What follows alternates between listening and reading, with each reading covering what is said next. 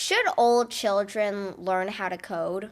Well, there's a lot of different opinions out there from different parents and educators, but one thing that I've noticed is that pretty much universally, for the parents who know how to code and are applying it in their careers, to build things, they want their kids to learn how to code. In the last video, we covered quite in depth our journey in programming and coding. And so now let's talk about why did we even have a journey at all? Why did we want to learn programming? Or I should say, why did our parents want us to learn programming?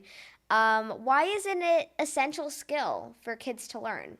I think that it fundamentally just comes down to the fact that our world is increasingly becoming dominated by software. Mark Andreessen, he said software is eating the world. Eating the world? And yeah, I mean, it's just enveloping so much of our lives and our work and the value creation. He's the I guess co-founder. it is kind of eating our world. Yeah, he's a co-founder of the venture capital firm Andreessen Horowitz.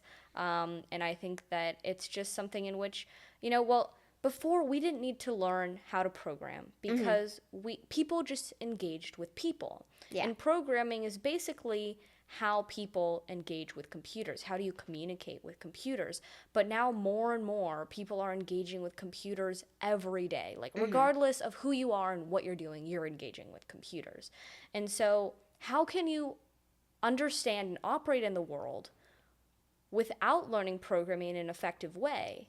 Because it's just all of these applications are using software, and by lacking an understanding of how that was built, you're lacking an understanding of this increasing aspect of the world and how it works. So I understand that at like a high level, but what are you supposed to see? What results are you supposed to see when you're finally sitting down and you're looking at this empty space and you start writing code? Well, it's just that computers operate in a way that's completely different than humans. And oftentimes we can kind of project our own understanding of ourselves onto computers and think, oh yeah, I know what's going on, when it's a fundamentally different way. I actually heard a lot of people, like maybe on YouTube or something, people saying that the computer is like the human brain. And I'm just like, no. Well, it's just, if you're talking about like LLMs like ChatGPT, that's something in which we can very easily think, oh, this is just like a human. Yeah, it's talking to me like a human. Yeah, it engages with us in a very human-like way. Right.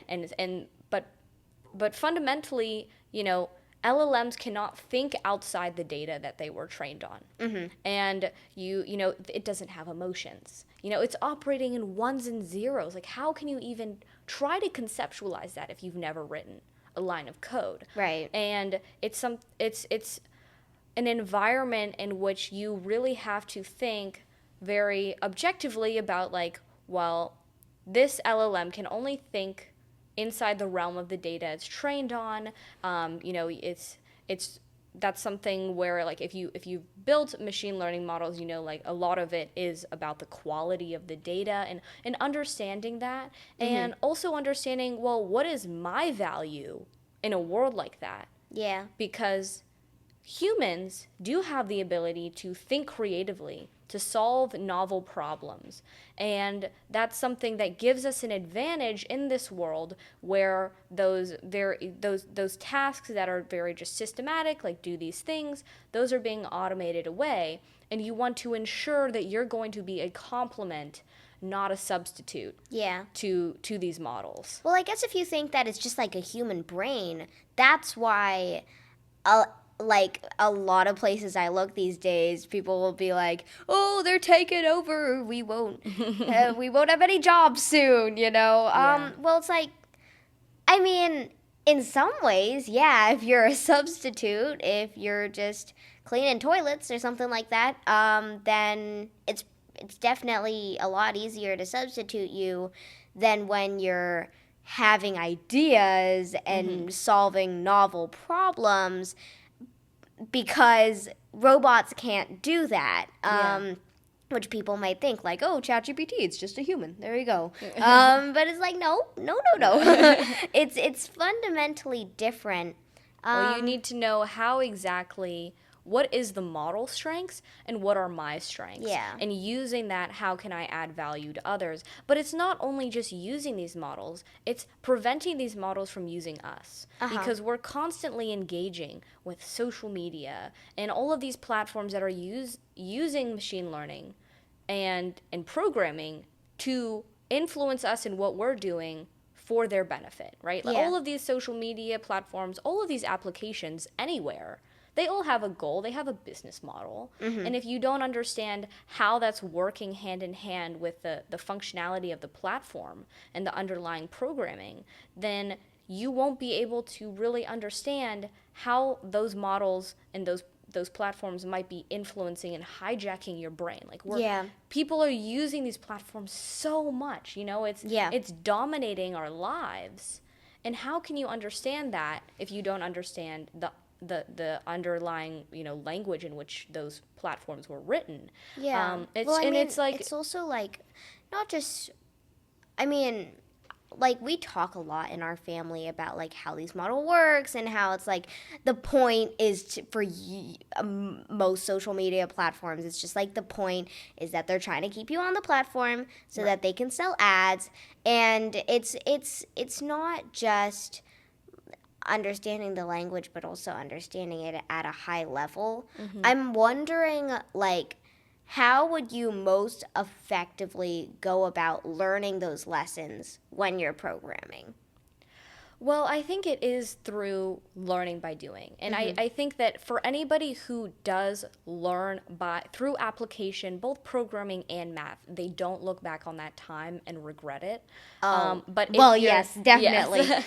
But if you're learning it in a way where it's just about memorization and regurgitation and you don't really have an understanding of how it's actually applied, then there is a possibility that you could look back on that time and say, like, I don't really think I really gained an understanding of this tool and how it's being used in the real world. And which is why we do have this model of, when I was teaching Flutter and Python at in the early days of WEquil school, kids would come in and the first question I would ask is, what do you want to build?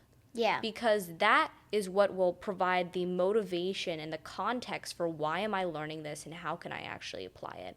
And that was also something that was really helpful for us when we initially started building the Girls Health app.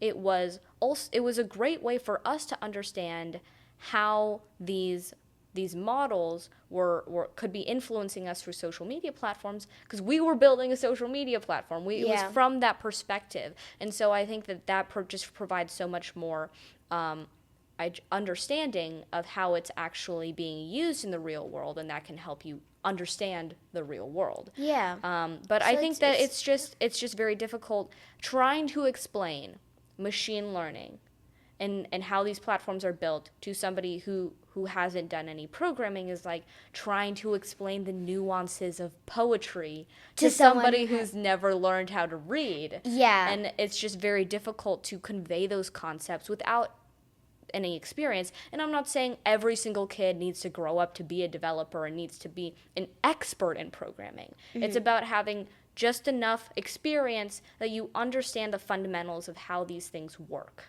Right.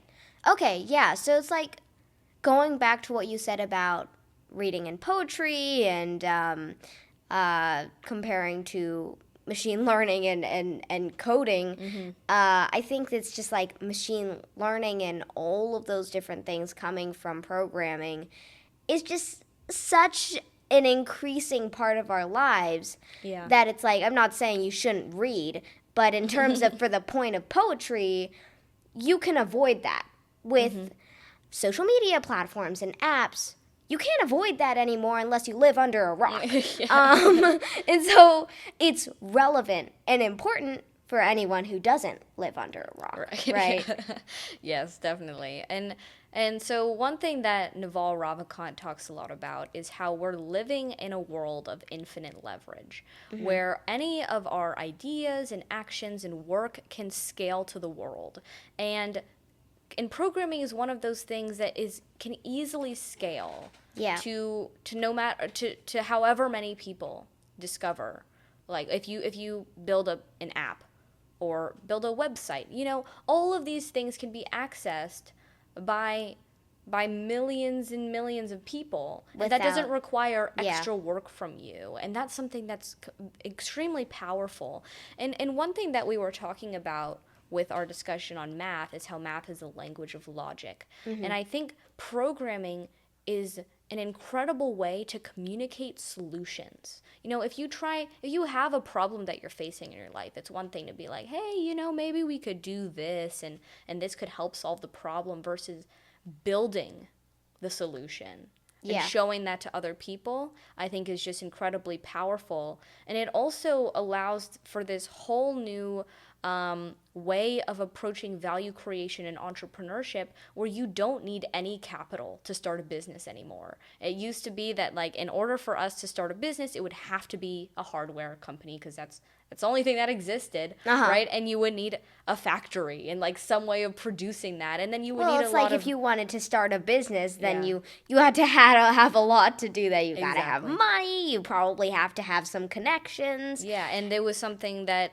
kids would never be able to do unless they were like extremely rich already and had parents that were willing to help them get past legal barriers and like signing paperwork and buying real estate as a child to try to start a company like that. That's just unheard of, and was basically impossible until we had the ability to create software companies, where now all you need is a couple tutorials, and then you just download this programming language on your computer, and then you can build whatever you want.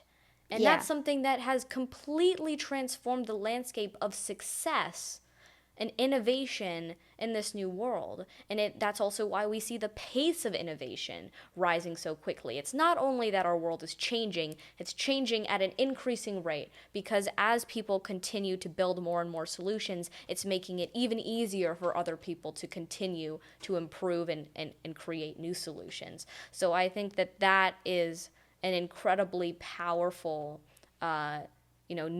new realm of creation that we have, and young people should be taking advantage of it because it's so cool. So I think that there's just so many ways for young people to get started, and it's not just and it should come from a place of, what do I want to build? Because what are these tools actually used for? It's used to create value. This should be fun. Yeah. Well, I mean, like, this... one thing I heard is that, from my dad, is that programming apps and building those experiences is another way of communication. It's like you could say something to someone, and you can draw a picture, and a picture speaks 1,000 words. What about a whole experience? Yeah. Right? It's like, not all apps are gonna be like that, but that programming skill gives you that opportunity and that flexibility to make whatever you want, and to build those experiences, and all of those things. It's just a completely different form of communication. It's like, don't learn by watching, learn by doing. It's that same sort of concept. I haven't really thought this through, but that's just one more reason to really have the perseverance to learn programming. Yeah, definitely. I mean, it's also something that, we were talking about how math can help you to discipline your thinking, because, there are some subjective things about math, but there are also plenty of objective things that are much more objective than other sorts of fields. Yeah. And same thing with programming. Like, if you have an error, you have an error. You did something wrong. Deal with it. And then you didn't follow the rules. And it's very obvious when you made a mistake and when you didn't.